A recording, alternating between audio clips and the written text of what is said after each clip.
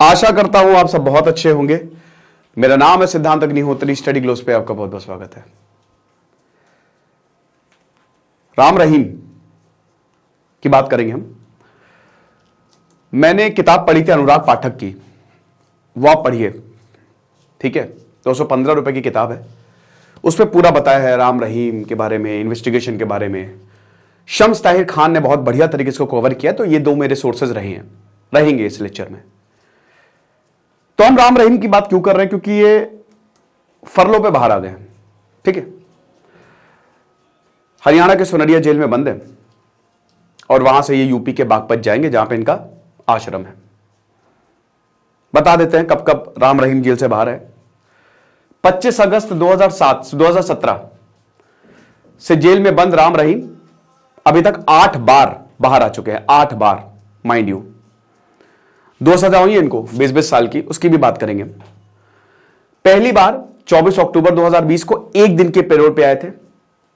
तब उनकी जो मम्मी है वो बीमार थी। पेरोल और फरलो क्या होता है पहले समझिए। देखिए, अगर आपको सजा नहीं हुई है, जैसे if you are under trial, तो you have only one option, that is bail. तो आप जमानत ले सकते हो, जमानत के तौर पे बाहर आ सकते हो। और अगर आपको सजा हो गई है, अगर आप मुलजिम नहीं मुजरिम हो गए हो, तो आपके पास 2 ही ऑप्शन है, एक है पेरोल और एक है फरलो। और तीसरा ऑप्शन क्या है? सजा काट के बाहर आओ। और चौथा ऑप्शन जेल तोड़ के भाग जाओ। Shawshank redemption. तो ऐसा है कि फरलो और पेरोल जो है उसमें क्या फर्क होता है? पेरोल का मतलब यह होता है कि कोई जरूरी काम, कोई खास काम, जैसे मान लीजिए कि जैसे अब यहां पे इनकी मां बीमार थी तो यह जरूरी हो गया। कोई खेती बाड़ी है या कुछ ऐसा बिजनेस जो बहुत ही एकदम कुछ ऐसा हो गया है जो अब अनअवॉइडेंस जिसको कह सकते हैं, कोई सामान्य वाला नहीं है। तो किसी की शादी हो रही है, मतलब कोई जरूरी काम अगर है तो आप पेरोल पे बाहर आ सकते हो। लेकिन याद रखिएगा, ये आप जितनी बार पेरोल पे बाहर आते हो वो सजा में ऐड हो जाता है। जैसे मान लीजिए कि आप 1 हफ्ते के लिए बाहर आए, तो सजा 2 साल प्लस 1 हफ्ता हो जाएगी। फिर उसके बाद 40 दिन पे बाहर है तो 2 साल प्लस 1 हफ्ता प्लस 40 दिन हो जाएगी। उतना आपको रहना है। तो पेरोल में सजा ऐड होती रहती है। फरलो क्या है? फरलो अधिकार है। आप साल में 3 बार फरलो जो है वो उसको लेके बाहर आ सकते हो, वो अधिकार है। जैसे जॉब करते हो आपको छुट्टियां मिलती है ना, वैसे फरलो है। तो वहां पे आप आराम से बाहर आ सकते हो, फरलो, और ये आपका अधिकार है। ये कैदी का अधिकार होता है, वो जा सकता है बाहर।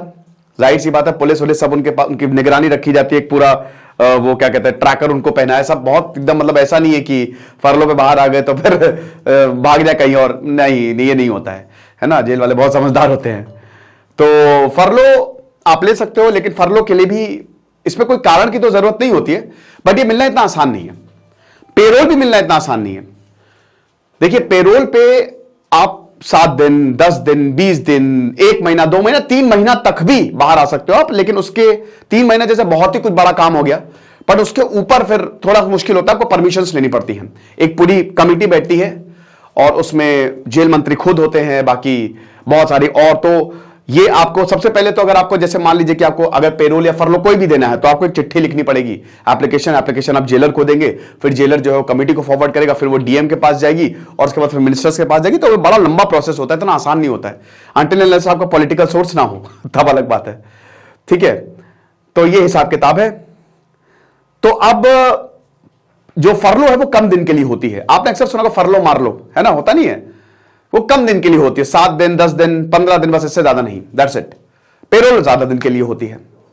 तो यही 2 चीजें हैं जिससे आप बाहर आ सकते हो। तो राम रहीम 8 बार जब से सजा हुई है, आपको बता दो कि 2 सजा 20-20 साल की हो गई। अच्छा, सजा देखिए, जैसे मान लीजिए कि आपके पास 4 केसेस चल रहे हैं, तो अगर आपके ऊपर 4 केसेस चल रहे हैं तो एक केस में आपको सजा होगी 20 साल की, दूसरे केस में आपको 5 साल की। तो इधर 20 साल, जो पहले केस में आप 20 साल बाद छूटे, तुरंत 5 साल की सजा और काटो।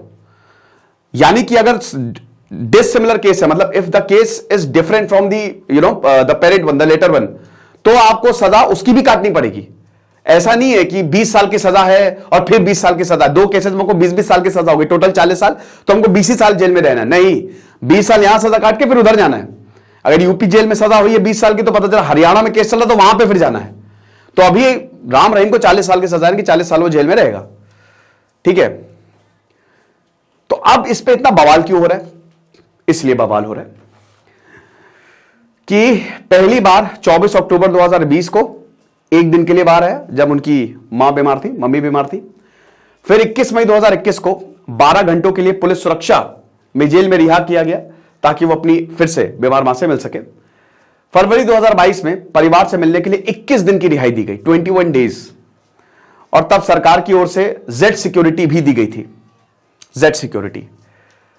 जून 2022 में राम रहीम को 30 दिन यानी कि 1 महीने के लिए बाहर किया गया और अक्टूबर 2022 में 40 दिन की पेरोल पर राम रहीम बाहर आया। सुनिए, अच्छा चलिए इसको पूरा कर लेते पहले। इस बार फिर से 40 दिन के लिए बाहर आया तो उसने अपना म्यूजिक एल्बम भी रिलीज किया। साल 2023 में जनवरी और जुलाई में राम रहीम बाहर आ चुका है। जनवरी 2023 में 40 दिन की पेरोल पर वो बाहर गया था। जुलाई 2023 में 30 दिनों के लिए जेल से बाहर आया था और अभी हाल ही में जस्ट 21 दिन, 21 डेज, तो टोटल 8। अभी तक 5 साल की सजा में वो 184 दिन बाहर ही रहे, ठीक है। और सबसे बड़ी बात यह है कि मैक्सिमम टाइम अभी स्पेशली पिछले 2 सालों में जब जब बाहर आए वो चुनाव हैं, पंजाब में चुनाव, हरियाणा में चुनाव, उपचुनाव और अभी राजस्थान में चुनाव। तो इसको एक तो पॉलिटिकल एंगल से देखा जा रहा है, ठीक है। अब हम पहले जान लेते हैं बाबा राम रहीम की कहानी। तो बाबा राम रहीम की बात करें तो श्रीगंगानगर राजस्थान से इनका नाता, यहीं पे इनका जन्म हुआ 1967 में। 56 साल के हैं ये। जन्म हुआ और पिताजी जमींदार थे, मतलब अच्छा परिवार था इनका। पिताजी डेरा सच्चा सौदा में जाते थे और वहां पे भी बाबा राम रहीम जाने लगे और वहां पे फिर वो भक्त हो गए, मतलब एक तरीके से काफी डेडिकेशन से काम किया उन्होंने। और तभी उस समय वहां के आसपास के लोगों में कुछ उनमें दिखाई दिया कि शायद कुछ तो है इनमें, ठीक है, शायद भगवानी ताकत या जो भी है, सिद्धि प्राप्त, इस तरीके का। अब हुआ ये कि वहां पे जो शाह सतनाम जी थे, उनका रिटायरमेंट का वक्त आ गया। उन्होंने कहा कि अब मैं जा रहा हूं, मैं गुरु हूं और मैं जा रहा हूं और मैं संन्यास लेने जा रहा हूं। तो अब उनको अपना उत्तराधिकारी चुनना था। तो उस समय 3 लोगों का नाम आया था। सबसे नीचे थे राम रहीम, ठीक है, उसके हालांकि गुरमीत, ठीक है, इनका एक्चुअल नाम जो है, ठीक है। राम रहीम तो बाद में सिद्धि के बाद पढ़ा है, मतलब दीक्षा के बाद पढ़ा है। तो बाकी जो आगे थे उनका, क्योंकि वो इनके ज्यादा एक तो बड़े थे और काफी समय तक रहे थे, तो बेसिकली लिस्ट में सबसे नीचे नाम था इनका। बट ऐसा कहा जाता, मुझे नहीं पता कितना सच है कि नहीं है, ये कहानियां हैं। शम्स ताहिर खान ने अपने शो में बताया था कि ऐसा बोला जाता है कि जो राम रहीम का एक दोस्त है गुरजर सिंह, वो जो है वो खालिस्तानी उसने ज्वाइन कर लिया, वो इसका बचपन का दोस्त है और वहां से सोर्स लगवाया बाबा राम रहीम ने। यानी कि एक तरीके से शाह सतनाम को धमकाया, शाह सतनाम जी को धमकाया कि मैं जो है मैं ही गुरु बनूंगा, ना देख लीजिए आप। तो फिर बाबा राम रहीम जो है वो गुरु बनाएगा। मुझे नहीं पता इसमें कितनी सच्चाई है, मैं इसकी पुष्टि नहीं कर सकता। फिर कहानी आगे बढ़ती है। अब जैसे उस समय तक डेरा सच्चा सौदा के पास कुछ खास नहीं था, मोक्ष की बात करता था, लोगों को बहुत मतलब आपको पता है ना कि संतों का हमारे अलग ही चेहरा है। लेकिन जैसे ही बाबा राम रहीम है, उन्होंने सब बदल के रख दिया। मतलब वो कार, महंगी महंगी कारों में भी घूमते थे, उनका अलग ही हिसाब किताब था, ठीक है। उन्होंने काफी एक्सपैंड किया, उन्होंने भक्तों को ये बोला कि इन्वेस्ट करो, क्या करोगे, जितना हो सके। अच्छा, इस समय काफी अच्छे काम भी किए उन्होंने।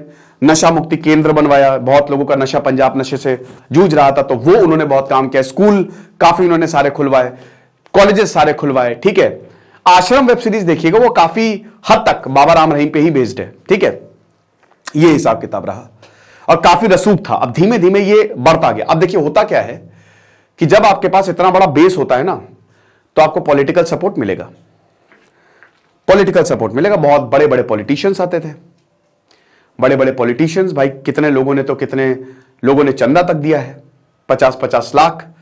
आप सर्च करिए, अभी सर्च करिए, ठीक है, कि the politicians who donated amount to Baba Ram Rahim, आपको पता चल जाएगा कौन है। बीजेपी, कांग्रेस, सब, तो सब के सब जो है वो कांग्रेस के भी नेता पहले जाते थे। देखिए मैंने क्या बताया कि एक बड़ा बेस रहा, और फिर बीजेपी में तो और ही ज्यादा, ठीक है, वो भी नेता जाते रहे, क्योंकि पॉलिटिक्स, वोट, ठीक है, वोट काउंट्स, वोट मैटर्स। तो इतना बड़ा बेस है। वो बाबा राम रहीम का ऐसा था कि वो इतना उनका रसूख था, मतलब सिरसा में जो उनका मेन सेंटर था, वो इतना रसूख था कि आप सोच नहीं सकते। आप ऐसा समझिए, जब 2017 में जब बाबा राम रहीम पे फैसला आना था, मैं वो भूलूंगा नहीं, मैं वहां था नहीं, लेकिन मैं, दोस्तों, मेरा दोस्त वहां पे उस समय जॉब कर रहा था, ठीक है, मैंने अपना जस्ट एमएससी पूरा किया था और मेरी उस समय स्टडी आईक्यू में जॉब लगी थी नई नई। तो उसने मुझे बताया था कि यार सिद्धांत, मैंने ऐसा जिंदगी में नहीं देखा। वो पूरा हरियाणा, मतलब जहां जहां वो पूरा छावनी में तब्दील हो गया था। मतलब 25,000 की पुलिस फोर्स तैनात थी, पैरा ट्रूपर्स को बुलाया गया था, मिलिट्री को बोला था कि आप रेडी रहे, कुछ भी हो सकता है। इतना ज्यादा रसूख था। और हुआ भी, जैसे ही सजा आई 38 लोगों की जान गई, दंगे हुए। दंगे क्या मतलब, तोड़फोड़ काफी ज्यादा हुई। बट हरियाणा सरकार ने उसको बहुत अच्छे से डील किया। मनोहर लाल खट्टर की यहां पे हम दाद देंगे, उन्होंने अच्छे से डील किया और चीजों को रोका। बहुत सारे पुलिस वाले भी थोड़ा हमदर्दी जताते हुए कि वो मत्था टेकते हुए, इतना ज्यादा रसूख था सिस्टम में, इतना डीप तक। तो अब ये पूरा का पूरा मामला चलता है। लेकिन 2002 में एक लेटर आता है, गुमनामी लेटर, गुमनाम। अब उस गुमनाम लेटर में यह था कि किस तरीके से बाबा राम रहीम अपना सेंटर चलाता है। उस गुमनाम लेटर में एक लड़की की कहानी भी थी, अटल बिहारी वाजपेयी की, कैसे बाबा राम रहीम ने उसको बुलाया। वो जब अंदर गई तो उसने ये देखा कि बाबा राम रहीम जो है गुफा के अंदर एकदम होते हुए जाता। उसने पूरा बयान किया कि टीवी चल रहा है, वहां पे कोई मूवी चल रही है और बाबा राम रहीम एकदम ऐसे लेटा हुआ है। और उसके बाद बोला कि आओ, तो वो थोड़ी डरी, लेकिन कहा कि परेशान मत हो, अब तुम बिल्कुल तुम्हारे पाप मुक्त हो जाओगे। तो फिर बलात्कार किया बाबा राम रहीम ने।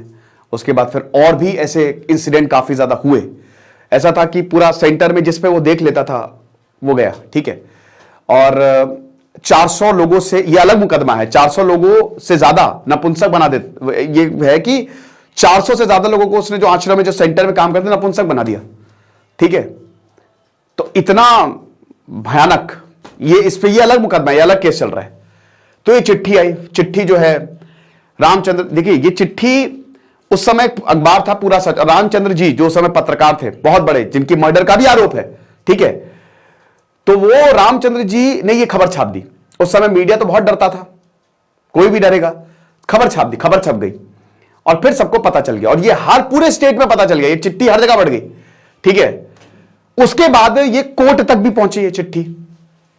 और फिर जो सामने आया वो सबकी एकदम, आप ये समझिए कि जब जो जज थे, वो जज को जांच सौंपी गई थी, मैं जज का नाम भूल रहा हूं, जब वो गए अंदर तो अंदर ही नहीं जा पाए। इतना सोचिए, जज जो जिसके पास पूरा सिस्टम है वो तक अंदर नहीं जा पाए। तब उन्होंने बोला कुछ गड़बड़ है। फिर वो जो हाई कोर्ट है उन्होंने बोला निचली अदालत को कि आप जांच करें और फिर पूरा मुकदमा चलाए। फिर सीबीआई को मामला सौंपा गया। जज ने कहा कि ये पुलिस कर ही नहीं सकती, इसमें ये सीबीआई कर सकती है। तो सीबीआई गई। सीबीआई ने फिर अपना, वो भी 1.5-2 साल तक कुछ हुआ नहीं, बट 2008 में मुकदमा चलना शुरू होता है फिर।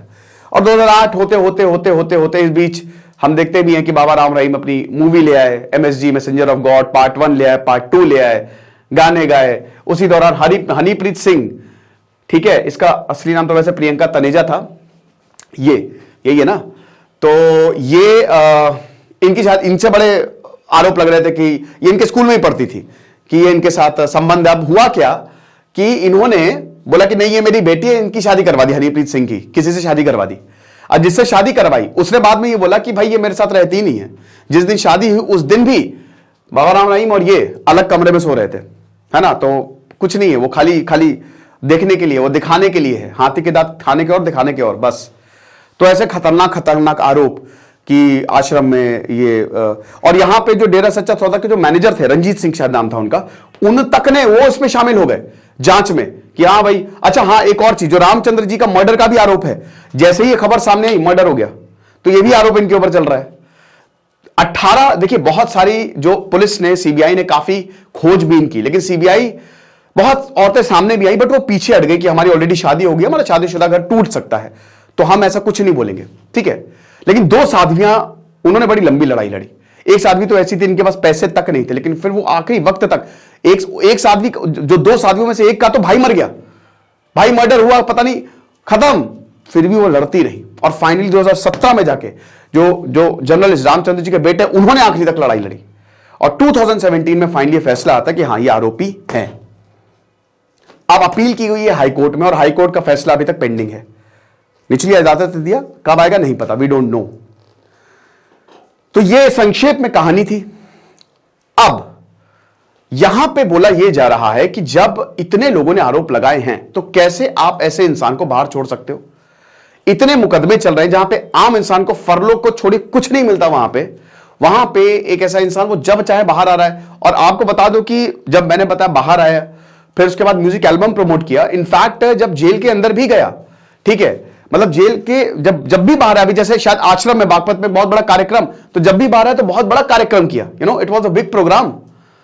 तो यही आरोप प्रत्यारोप जो है वो लगातार लगते रहते हैं कि यहां पे जिन लोगों ने स्ट्रगल किया है इसको सजा दिलाने, उनकी तो धज्जियां उड़ रही हैं।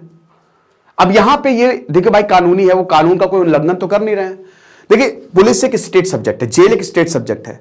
अब जैसे दिल्ली में, पता है दिल्ली में एक कानून है कि वहां पे आपको फरलो पेरोल तब तक नहीं मिलेगी जब तक आप मुजरिम ना हो। और सारी कोर्ट ने, जैसे मान लीजिए कि अगर आप निचली अदालत में हैं और आपने अपील कर दी, तो यानी कि आपने अपील की हुई है, मामला पेंडिंग है, तो आपको फरलो नहीं देंगे। अगर हाँ आपने अपील ही नहीं कि आप मुजरिम अपने आप को मान लियो, तभी आपको फरलो या पेरोल मिलेगी। हरियाणा में ऐसा कोई लेना देना, क्योंकि यहां पे नियम अपने हिसाब से बनाए जाते हैं, ठीक है। और इतना आसान नहीं होता है पेरोल और फरलो मिलना, बहुत मुश्किल होता है। बट देखिए, हम सबको पता है जेल तंत्र कैसे काम करता है, हम सबको पता है कि क्या अंदर, ये तो जेलर खुद हो। मैंने किताब पढ़ी थी उनकी, वो गुप्ता जी हैं, भूल, बहुत बड़े जेलर रहे हैं वो, उन्होंने किताब लिखी थी, अभी मैंने ऑर्डर करके पढ़ी थी। उन्होंने बताया है भाई जेल में कैसा होता है, क्या होता है। चार्ल्स चोपड़ा जिस जेल में बनता ना, उसी के ही वो जेलर थे। नाम एक तो मैं भूलने बहुत लगा, बादाम खाने पड़ेंगे, मैं आपको बता दूंगा। चलिए नेक्स्ट लेक्चर में मैं आपको बता दूंगा, ठीक है। रुकिए एक मिनट, रुकिए मैं यहीं पे ही सर्च कर लेता हूँ। यहाँ किताब, अच्छा चलिए छोड़िए, मुझे अपनी लाइब्रेरी जाना पड़ेगा। बट रुकिए मैं आपको बताता हूँ, मैं सर्च करके ही बताऊंगा।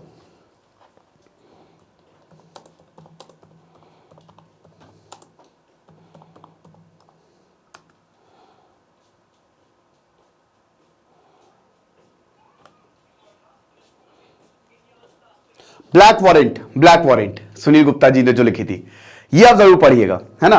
तो सबको पता है कि भाई कैसा जेल तंत्र जो है वो काम करता है, सब we know, all know that, है ना। वो आराम से चार्ल्स शोभराज जो खैर वो तो पुराना, बट लॉरेंस बिश्नोई साहब आराम से एकदम चला रहे हैं, कोई वो, तो यही है जो है सो है। मुख्तार अंसारी, हम सबको पता है, कभी भी जेल से पहले तो ऐसा था कि कभी भी बाहर आ गए, कभी भी अंदर चले गए, ऐसा हिसाब किताब था। शम्स ताहिर खान आके बताते कि भैया वो गए और आए, और मैंने देखा अरे आपको तो सजा या बाहर क्या कर रहा है, कहता बेटा ऐसा ही है। फिर मैंने फोटो खींची तो उन्होंने बोला कि देखो खींच तो ली है लेकिन छापना मत। तो ऐसा होता है यार। तो यहां पे यही बोला जा रहा है कि सब पॉलिटिकल है, आपको नहीं करना चाहिए।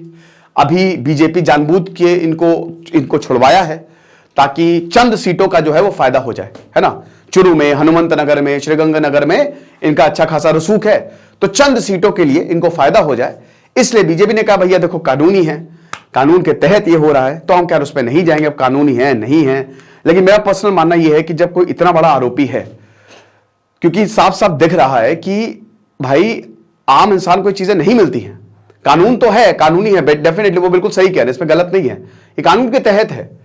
बट फिर भी ये प्रशासन को सोचना चाहिए और ये लीडर्स को सोचना चाहिए कि कितना सही है ये, है ना। इससे अच्छी इमेज जो है वो नहीं जाती, लोगों का भरोसा कम होता है इस पर, ठीक है। तो ये लेक्चर था। अच्छा हाँ, मैं आपको एक चीज तो बतानी भूल गया भैया, लिमिटलेस लीडरशिप का कोर्स हमारा लॉन्च हो गया है। ये कोर्स 300 रुपए का है, 300 का, और इसमें 20 के करीब लेक्चर्स, उससे ज्यादा, हर एक लेक्चर 40 से 45 मिनट का। प्रशांत सर जो ऑलरेडी उन्होंने कितनी बड़ी बड़ी कंपनियों को खड़ा किया है, खत्म कह रहा हूं, तो वो आपको पढ़ाएंगे। तो 1 दिसंबर से क्लास शुरू होगी और 25 नवंबर तक स्पेशल डिस्काउंट वैलिड रहेगा। Thank you so much.